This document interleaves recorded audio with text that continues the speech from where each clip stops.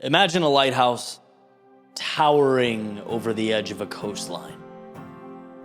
Its light piercing through that sort of dark maritime haze. Waves crashing on the rocks below. Wind intensifying as a storm picks up. Chaos brewing. But the lighthouse, it stands firm, and it does what it was made to do, projecting its light out into the darkening night, a single beacon of hope amidst seemingly insurmountable odds. Now you, hear me out, you are that lighthouse. With your light shining through the darkness, you are not the storm, and you are not the cold. You're not the waves crashing against the rocks. You're not the wind pressing against the foundation. No, you're none of those things, and that matters. It matters that you know this because life will give you no shortage of turbulence. It will not cease to test you or push you or try you. In fact, when the night is the darkest and the chaos the loudest, that's when you have to be more sure than ever of yourself and your ability. That's when your light is needed most. And I think from time to time, we've all been in those situations where the external is just so ferocious that we become consumed by it. The waves and the wind rocking our foundation make us question our strength to stand, and the darkness and uncertainty of the night make us wonder if we can endure. But here's the thing, right? Here is the simple truth that I think encompasses all of that. You don't have to overpower the storm. In fact, you can't. I can't. We can't. The storm in and of itself is far bigger and superior. But the beautiful thing is, you don't have to. Your job is to shine your light and outlast it. It's to keep showing up and acting as that beacon that you can be. Water is not problematic to a boat. In fact, the boat obviously relies on water. What becomes the issue, though, is when the boat cracks and lets the water in, when the internal and external merge. That is the recipe for souls lost at sea and shipwrecks. And the same thing applies to you. The external will remain the external unless you let it in. Unless you allow it to get in the way of what matters most, of what you do best, unless you forget why you're here. See, there are going to be times when the world collapses around you. Fine, keep that light on. There are going to be times where the people in your world let you down. Keep that light on. There are going to be times where you look in the mirror and you're disappointed by something you said or did or didn't do. Keep that light on. There's going to be times where you're afraid or scared or uncertain. Keep that light on. There's going to be times where you need to go but don't feel ready to go. Keep that light on. Again, the goal is not perfect. It's not a flawless, quiet, painless existence. The goal is, despite it all, to believe in yourself, to know that you can pull yourself through. And what's even more beautiful is that ship out there at sea in the heart of the storm right now, surrounded by darkness, lost, consumed by fear. He will see in the distance, cutting through the darkness, the glow of your light. On the edge of that coastline with the waves crashing against you and the wind pushing against your foundation, the impact of what you're bringing to the world will shine through. And not because you had it all figured out, but because you didn't. and you showed up anyway. Because when it was darkest and the most difficult, you kept that light on. So now others, now that sailor stuck at sea, can see that there is hope. There is more. When things are difficult, there is a way. Because you stood up and were you amidst the chaos. You didn't waver. You did what you do best. You stood your ground. You shined your light when it was most difficult to do so. See, tomorrow when the storm passes, the waves die down and the sun rises, you'll still be there in all your strength. That's when it's easy. That's when things make sense.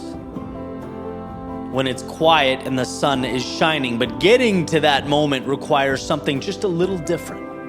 I know that, and you know that. It calls on you to trust in that moment before it arrives. It calls on you to believe that no matter what happens around you, the greatest power lives within you. So amidst life's storms, dispel any notion that you have to be perfect or flawless. Get rid of the idea that you can escape waves crashing at your rocks or wind shaking your foundation. No, you can't escape those things. But know that you can shine through it. You can always pierce the night with your light. That, when all is said and done, is what will make the difference.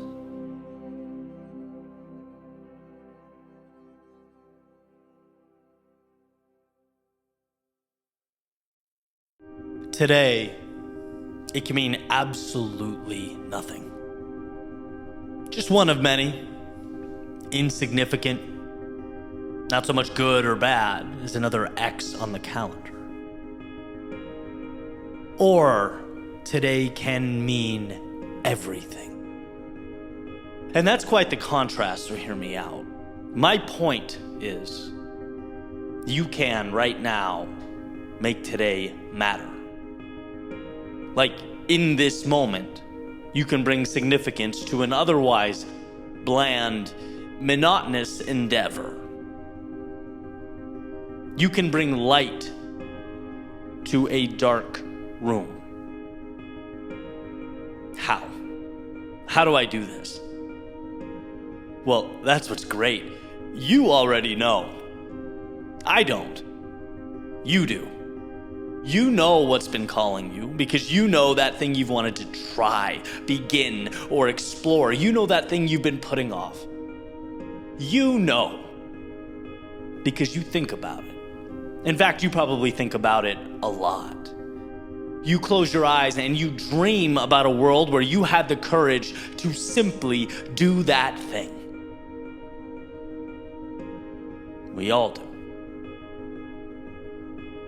The other day I was sitting in the sauna listening to Sir Jordan Peterson's new book. Read all his stuff. In my eyes, the man is legendary. But for some reason, in that moment, I'm sitting there, I'm listening, and it dawns on me, this is not what I need right now. My brain just can't go there for some reason. My soul's trying to speak. So I convince myself to listen. Inputs become outputs. And what's lacking for me in this season of my life is excitement. It's adventure. It's inspiration. And so I point all the spotlights to this realization. For the next X number of weeks, I immerse myself in story. It's fiction now for me. Leave home, do things, not forever, but break the cycle. Rent a cabin in the woods, walk places you've never walked, run places you've never run. Push creative boundaries, try new things. Listen, because you know what you need. And so I mentioned this to Ashley, who's a big part of the team over here. Send her a picture of some books I have on Audible that I've never read. You know how we do that? Most books are purchased and not consumed. Guilty as charged. And she says, oh, Tale of Two Cities. I have that one too. Let's both read it. And so it begins. It was the best of times. It was the worst of times. In the beginning of the book, there's this note explaining that Dickens didn't write this all as one book. No. He released it to the public as a series of individual pieces, one part at a time. Though they've obviously come together to comprise one of the greatest novels ever written. And so I hear that and I press pause. Whoa, what did you just uncover here? How different this approach must feel. Setting aside the novel in totality to make each individual contribution impactful. I guess the same way a Netflix series is so intriguing. We're not watching one 10-hour movie. That would be absolutely brutal. No, but we'll sign the dotted line to watch 10 one-hour movies back to back to back to back to back, no question. Each one with a different problem to be solved. Whether we realize it or not, each little episode, while contributing to the overall plot, has its own beginning and middle and end. Each one is a journey. Each episode contains a cliffhanger, a bridge to what's next, and how badly do we want to know what's next. So why we're so intrigued. Why we gladly jump from one chapter to the next. When something feels good, there's a reason it feels good. Maybe I need to stop looking at my life as a movie and start looking at it as a Netflix series, where my day is not some arbitrary chunk of time carved out to contribute to this nice, linear, long-term unraveling of a plot. No. Let's give this baby a pulse. Let's make it mean something, a little hero's journey within the hero's journey. Let's give today life. As if I was planning to put a bow on it and share it with the world the second that sun sets behind the mountains and stars trickle their way into the night sky. Let's make today binge-worthy. I want to be screaming from the couch how badly I need to know what happens next. That's the world that must be created. Oh, but there's no Charles Dickens here. There's no Netflix producer. There's one author.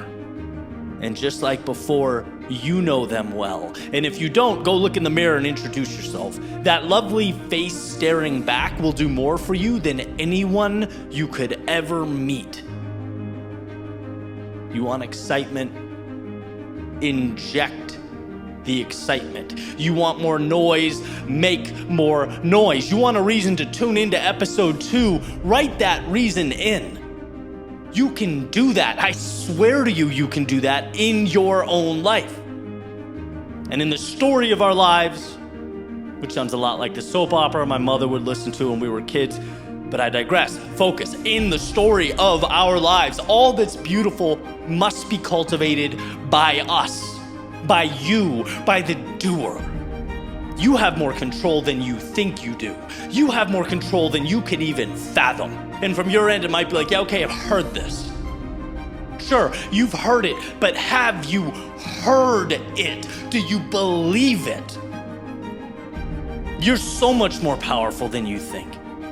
If you just drop a little more of that into every day, imagine what the product could be. And I'm not sitting here begging you to be more of someone else. I'm proposing, I'm showing you what could happen if you gave a little more life to a little bit more of you. It was the best of times, it was the worst of times, whatever. All of the time is your time. Every day can be your day. Just write it into the damn story. Let it be so. Stop hushing your soul and let it drive your character arc. Today can be nothing, or it can be everything. Do with that information what you will.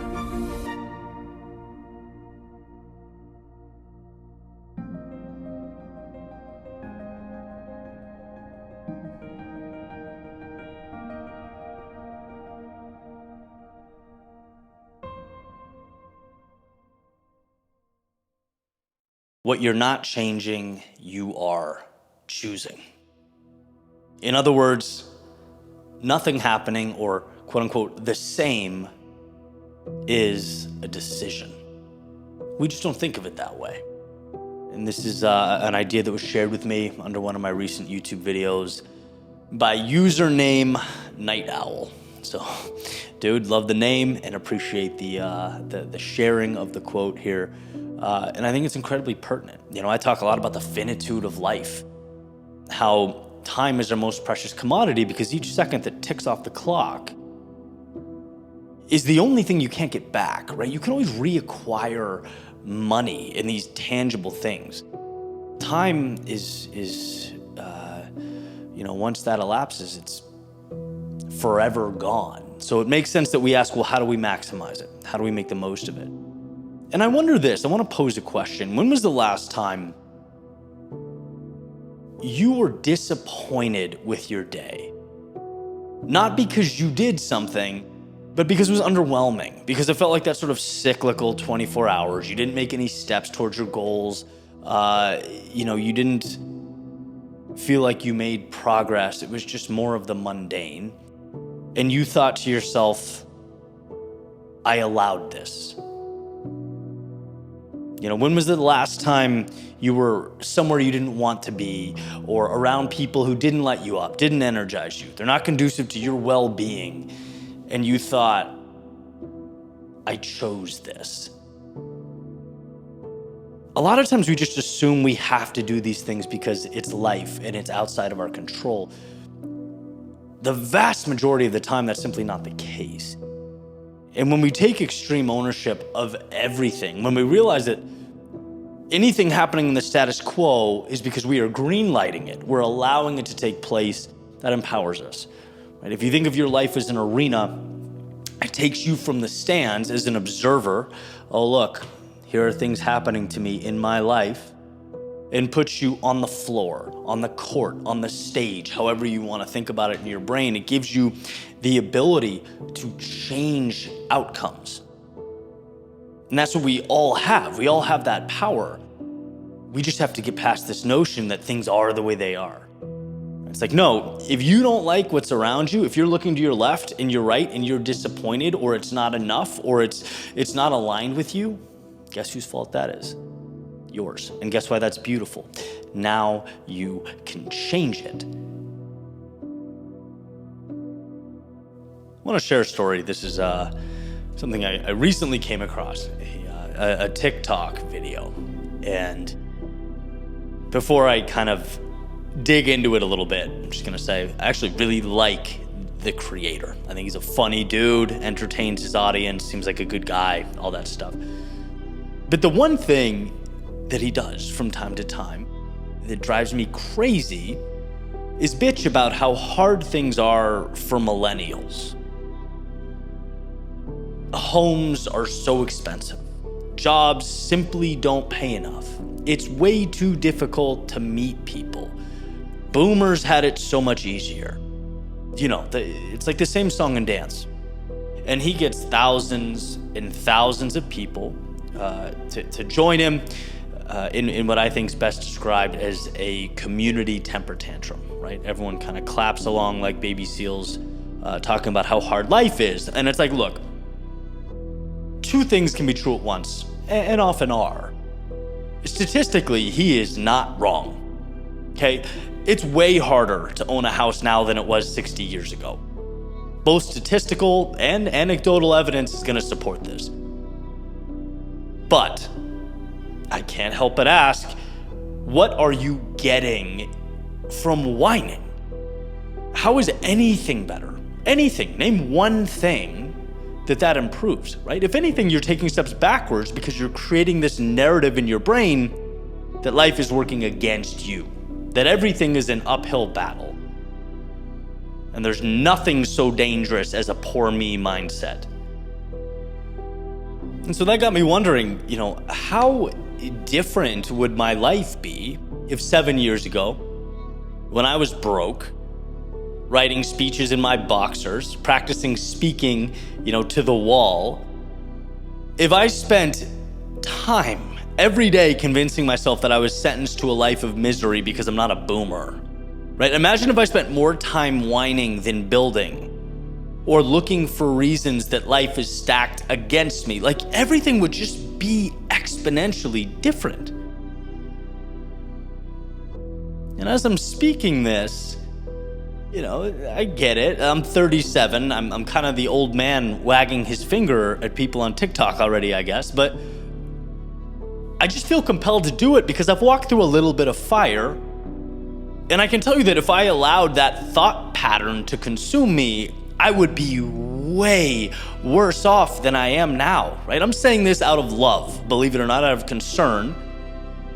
When the currency shifted on these social platforms to victimhood, when the incentive became garnering the most sympathy under one's videos, people started gravitating away from their power in order to be patted on the head and told, it's not their fault.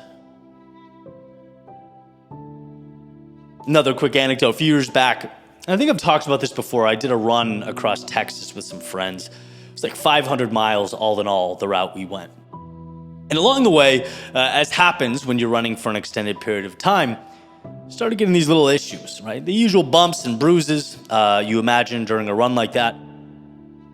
And we paused and we were grabbing some water, taking a little breather. And I start talking about my knee and how it's killing me. And my friend Tom, who, one of my best friends, he's a little bit older and sometimes, doesn't shy away from some tough love. He goes, "Ed, I'm not a doctor, so I don't know what you're gonna get from telling me." He's messing with me a little bit, but there is truth to that, right? Like, what could I have possibly gotten from that exchange other than sympathy? And what's sympathy worth? I think nothing. Right? There was a little moment that ended up being not so little. I've learned to become my own biggest fan. That's not always the easiest thing to do, right? Amidst the trials and tribulations of life. Right? I'm there for myself. I give myself grace, right? But sometimes what I need is tough love with the knee scenario. Same thing with the millennials whining about, I guess, life in totality on TikTok, with anyone talking about anything they aren't happy with in their lives. And I think the real value is in this phrase. Do something to change it, or shut up. If you're not content with the status quo, be the change, or stop talking about it. Sympathy has never been a valuable thing in my life, right? Pity from others has never helped me. And even though seeking it may feel good in the moment, it's like this distraction from the introspection that needs to occur. It's still ultimately a mirage. It's a trick, a trap. You don't want it, as pretty as it may seem in the moment. If you don't like something, fix it. Because you can. Start working towards a solution. Because you're powerful enough to do that. Always. And so when you've noticed time go by and there's that reoccurrence of that which is, again, not conducive to your happiness or well-being, when you feel that temptation to seek validation and pity for your experience, please let this be a reminder. Your strength is not in garnering sympathy, it's in fixing it. It's in changing your life. It's in pivoting and adjusting. You are a fixer, a doer. You are a maker of worlds. Not someone who bows their head and concedes to their current reality. And so, I'll end again with a little refresher on my pal Night Owl's quote. What you are not changing, you are choosing. You are choosing it when you're upset. You're choosing it when you vent and complain. You're choosing it when you throw your arms in the air and proclaim it's all out of your hands. It's all a choice.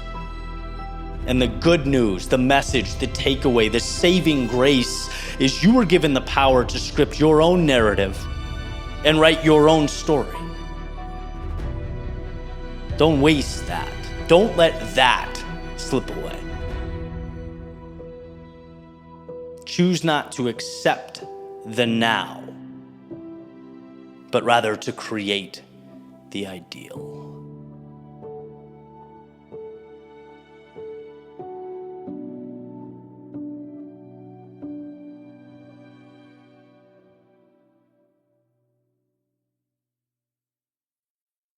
what is defeat? In other words, what does it actually mean to lose? My buddy sent me a post today from X that said simply, until death, all defeat is psychological.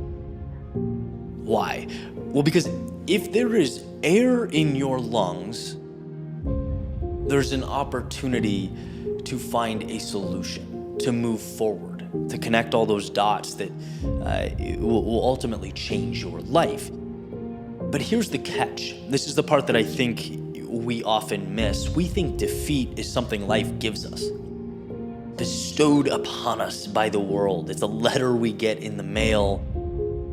When in reality, it's much simpler than that. Defeat is an internal decision. Defeat is looking around and quite simply saying no. It's saying, sure, I could have this. I know I'm capable of it, but I don't want it. I refuse to march on. Defeat is saying the prize or mountaintop or victory, to me, it's just not worth what it costs. And when you believe that, that's when you have officially created and allowed defeat into your life. It's a willingness question, a how bad do you want it question. Because here's the deal, the road to anything meaningful is difficult. A willingness to pivot, to pick yourself up off the floor and continue into an unknown that, let's be real, owes you nothing. Well, that can hurt. That's not a comfortable process. But the truth is, it hurts less than defeat.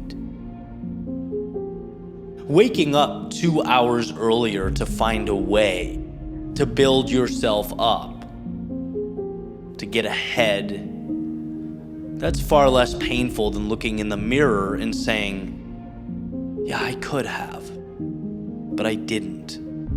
I could be there, or at least on the way, but I'm not. And it's amazing to me how the mind will rationalize.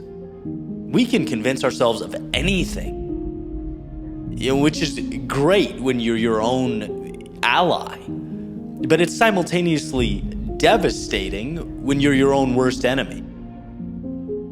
The same circumstance that tells you to go can be interpreted as a reason to stop.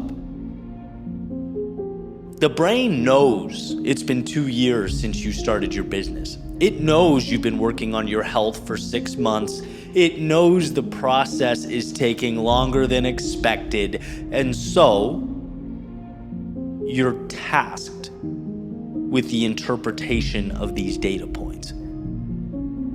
How do you interpret that information? What do you make of it? Is it, I've been at this for 2 years now. Think how far I've come. Think how much I've learned. I've positioned myself for success. I'm one decision away from massive momentum. It's not validation, but continued dedication that will carry me home. This is the path.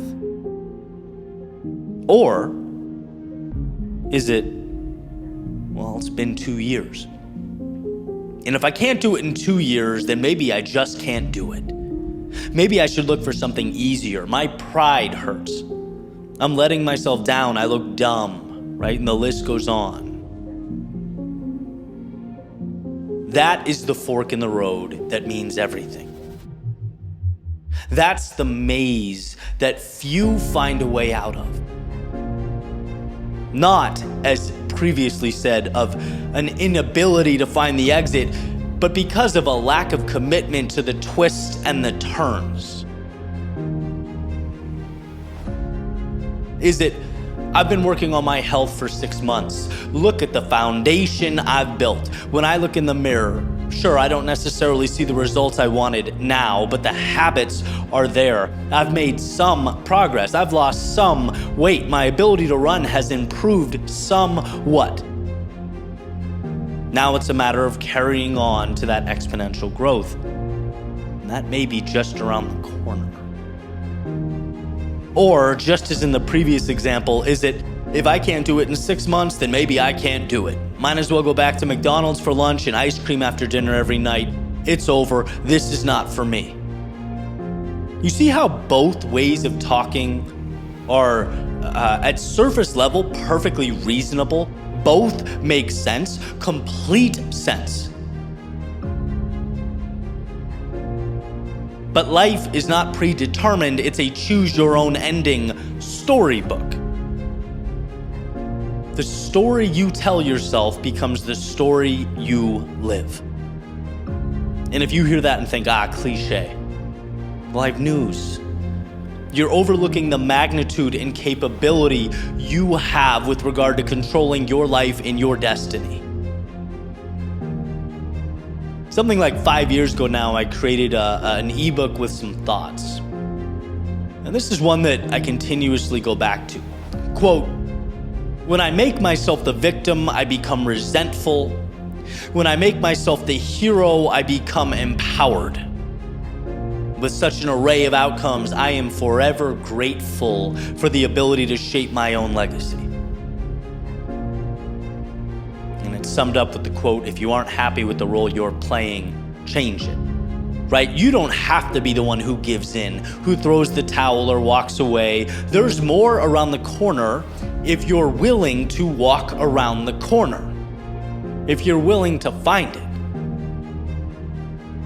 See, we are in life who we believe ourselves to be. And you can take that greatness on. You can become the person who looks in the mirror and sees determination staring back, sees resilience looking you in the eyes. You can be that. You can become the person who finds the upside. And I promise you, that's an incredibly small group walking this earth. Most people do the inverse of that without realizing it. Right? Either projecting their inability to move forward onto the outside world. We've all heard this, right? It's her fault, his fault, their fault, my boss's fault, the government's fault. Or it's simply not realizing that doing nothing is in fact a decision. When we make constant concessions, when we think the current moment was fate or destiny and not an invitation to something better, we are choosing to be less than we can be. And so my point here is pretty simple. Doing things that matter is hard. And it's hard because ruffling the feathers of the status quo comes with unknowns and obstacles. It provides a million off-ramps, reasons to settle or turn around. But to succumb to these outcomes is your decision, not the world's. Life isn't a treadmill with an off switch. If your feet stop moving, it's because your brain told them to stop.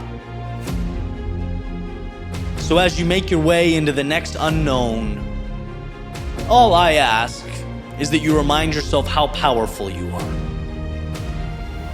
Not because you were granted that power, but because you have always been that powerful. An author of the greatest story ever told. Where perhaps, sure, you can't control every variable that's dropped in front of you, but you can control what those variables mean. You can't control all the factors that comprise the world around you, but you can control where your focus will be allocated and what you will build with what you find. Until death, all defeat is psychological.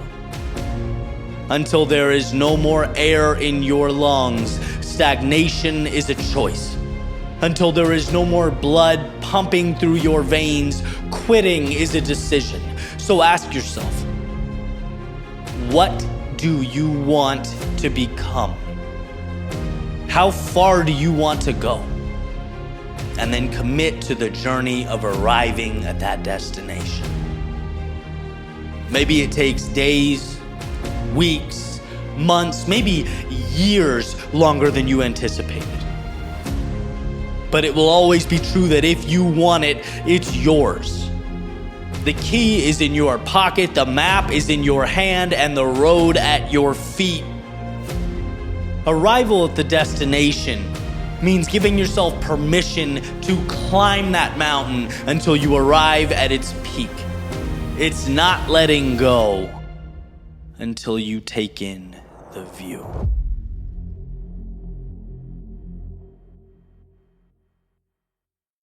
I have long believed that the solution to even our biggest problems, right, our toughest tasks, our greatest challenges, they can be solved, or at least the process of solving them can begin exactly where you are, using only what you already have, right? Meaning the solution to your problem exists in the room with you, an arm's length away. And you might hear that and think, dude, that's way too good to be true. That's too idealistic. It's too simple. But what I want to try and explain over the next few minutes is how the most important changes we make in life, the things that matter the most, they are simple. Incredibly simple. And it's only our tendency to make things unnecessarily complex that becomes the problem. One of my favorite thinkers, Thomas Sowell, once said, people who pride themselves on their complexity and deride others for being simplistic should realize that the truth is often not very complicated. What gets complex is evading the truth. And he's coming at this more societally from a political angle, but I think so many of these things in the big picture, in the macro, they make sense in the micro. Like I hear this and I think at a personal level, this is so true. You should see the things I come up with in my mind when I'm procrastinating or dragging my feet on something. This angle, that angle, what if this happens or that? Have I thought about A? What about B? What about C? And I usually dance around these things until I remember, Eddie, we've been here before. No. Turn the internal dialogue off and start. Go. Put the project into motion. Breathe life into the pursuit. Then it's off to the races. It's not that complicated. You go before you're ready and you adjust along the way. That's one example.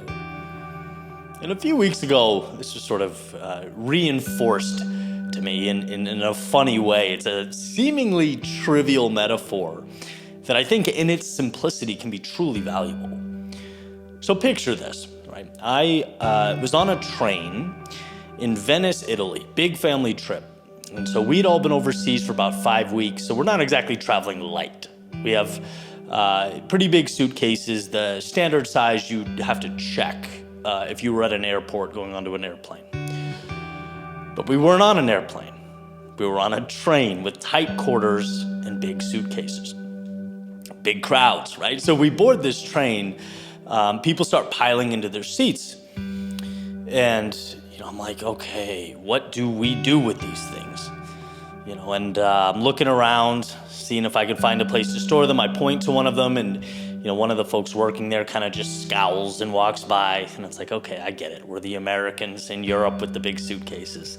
And it just becomes a circus, right? Now, there's an overhead compartment where you can put bags above the seats, but it looks small, looks tiny. My brother and I were peering around. We both see it, immediately go, no chance that's fitting. So I'm like, okay, we'll put the bags on our seats and either stand by them or sit on the suitcases, let the people board the train. And then when everyone's sitting, we can move all our bags to the aisle. And, we're solving this thing in real time. Then suddenly, I just get this jolt of, why not?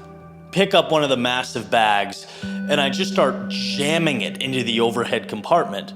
And, people all the way up and down the aisle are staring at me like I'm losing my mind. I'm trying to condense the suitcases, as much as I can. And after about 30 seconds, the thing somehow fits. My brother jumps up out of his seat. We start grabbing the bags and jamming them all in this overhead compartment. Now, I need you to trust me. I feel dumb as I sit here even speaking this. Imagine how dumb I felt in that moment, right? This whole little traffic jam and commotion was avoidable. Didn't even really want to rehash this. I just want to let it fade into history. But it's one of those things where it's like, the more you think about it, the more the seemingly obvious solution is the point. I'm drawing up a plan to sit on a 55-pound bag and all this unnecessary nonsense when the thing just fit where bags are supposed to go. And maybe it didn't seem like it at first, but regardless, the solution was right there in the overhead compartment. That's like dying of thirst right next to a lake. You're not too far from what you really needed there, pal. So now, let's take this to where it really matters, our personal lives. The things that weigh us down, the obstacles that feel big and ominous and intimidating. Resolving them must call for some larger-than-life response, right? There must be some 5,000-page answer book to encompass my solution here. Nah, not true. What's the simple, singular root of the issue, and how can you attack it head on? There's an idea I've talked about before, but I want to bring up again, about the idea of little hinges. W. Clement Stone once said, little hinges swing big doors. Meaning, there's certain small things we do that have just this monumental impact. It's just, we aren't looking for them. We're not thinking about them the right way, as simple and obvious as it may seem. I'll give you a few personal examples.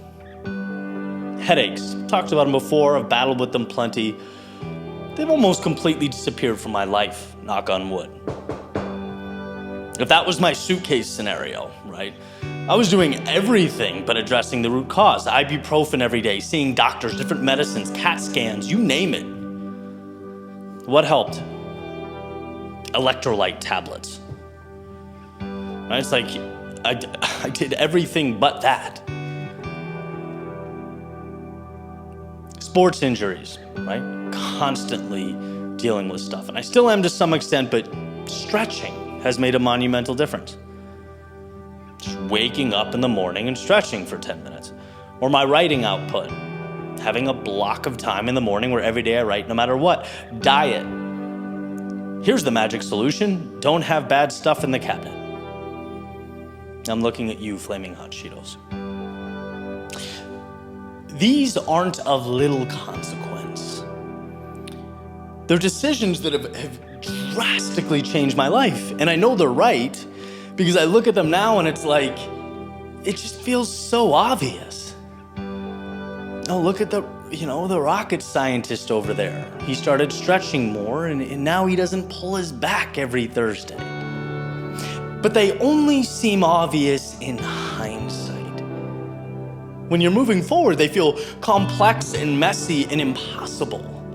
You know how difficult life feels when you can't open your eyes because of a headache? The last thing I was thinking was get some electrolyte tablets off Amazon. It was way bigger than that. It was, I hope whoever has to cut my head open and perform surgery knows what they're doing, right? We think the solutions need to be as painful as the problem. No.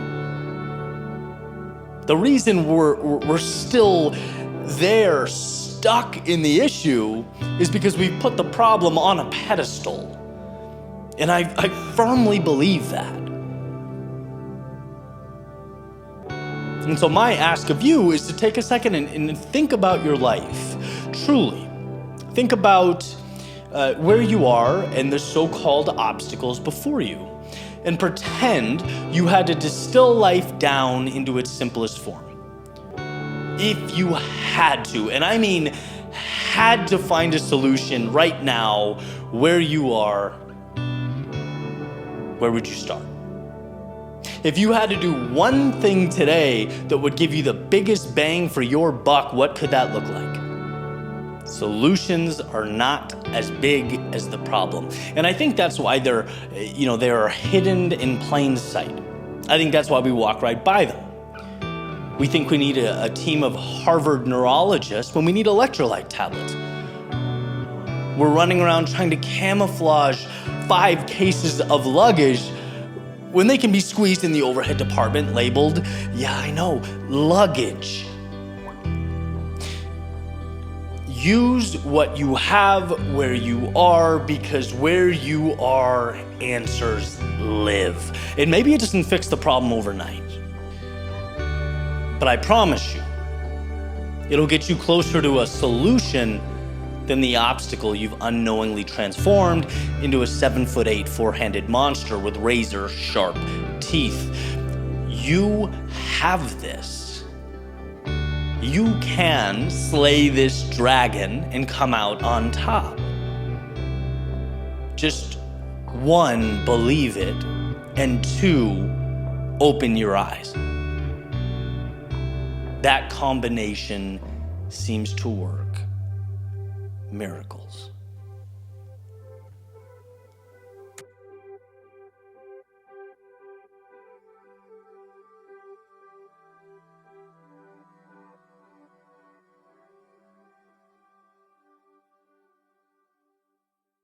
When something must be done, pick up your head, roll up your sleeves, and attack it.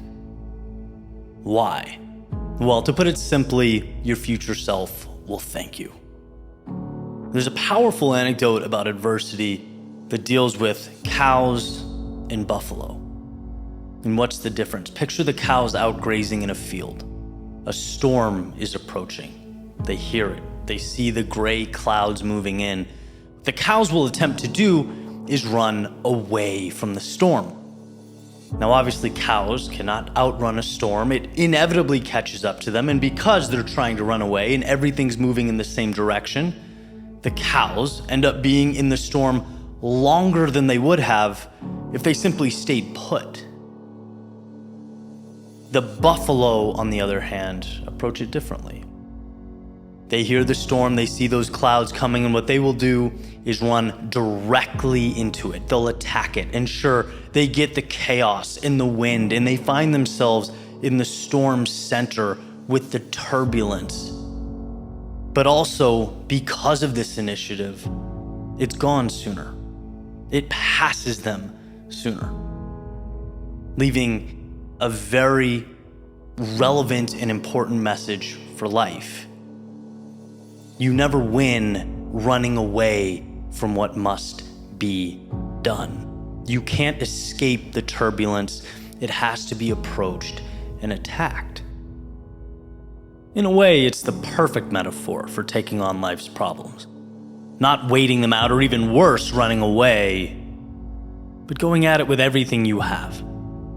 Because only then is the issue resolved. Things, as much as I wish it weren't true, generally just don't go away. And if you want to empower yourself, if you want to capture meaning in an often perceived to be meaningless world, own the situation. When others would run away, let's run in. When others rely on hope, let's be the ones who seek out solutions. I remember years ago now, Jocko Willink answering a question on procrastination, and he said something along the lines of, when you train your brain to attack the outstanding items in your life, you win. When you know you have to, but don't want to, that's when you must. Not even because it's more virtuous, but because it's practical. Because it turns the reason most people falter into the reason you will win.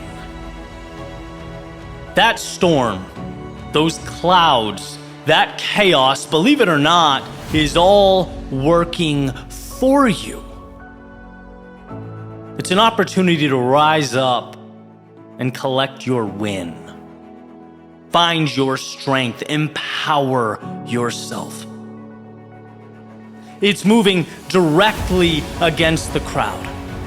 It's swimming upstream, making a statement.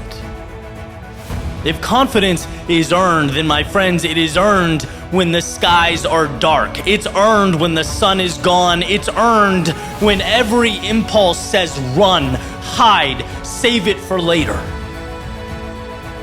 If you can stand up then, in those moments, you move beyond being a victim of the storm or even a survivor of the storm. No, you become greater than the storm. You become truly unstoppable. Not because you did anything far-fetched or out of this world, but because when most ran out, you ran in. You picked up your head. You rolled up your sleeves and took it head on. And that's the courage that your future self will thank you for. That's the decision that means everything.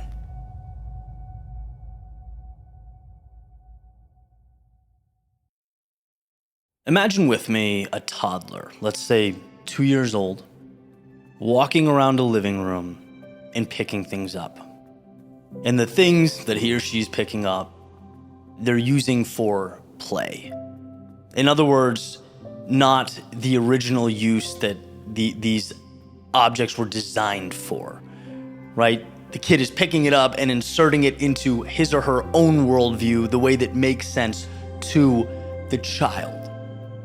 There's not courage involved there. That's innate. That's built into the kid, right? Like our lungs breathing in oxygen. It's involuntary. It doesn't need to be taught. But somehow, there becomes a point when this is no longer the case. When the object's intended use and history takes center stage, and the launching pad that was once our imagination now exists simply to stack supposed to's and obligations. After all, we no longer need living room tents, flashlights, or tire swings. For what? Our driver becomes not making mistakes, blending in, not failing, falling, or getting dirt on our hands. We won't hold life in the palms of our hands because we fear that life may crack. There's an ancient Japanese idea called kintsugi, where when pottery is broken and altered, the pieces are collected and it's put back together, glued with a golden lacquer. But the most important part of this process is that the newly constructed item has not lost, but gained value. And what makes this unique or special? It's the idea that it is a celebration of life. It's the original object plus authenticity. It now contains pieces of you in your journey, in your world. See, truly living is not following orders or blending in. It's not seeking to avoid scratches or cracks. No, it's stepping out into the world and exploring, testing, trying, and yes, at times even breaking. Because it's in the reconstruction of these decisions that life becomes valuable.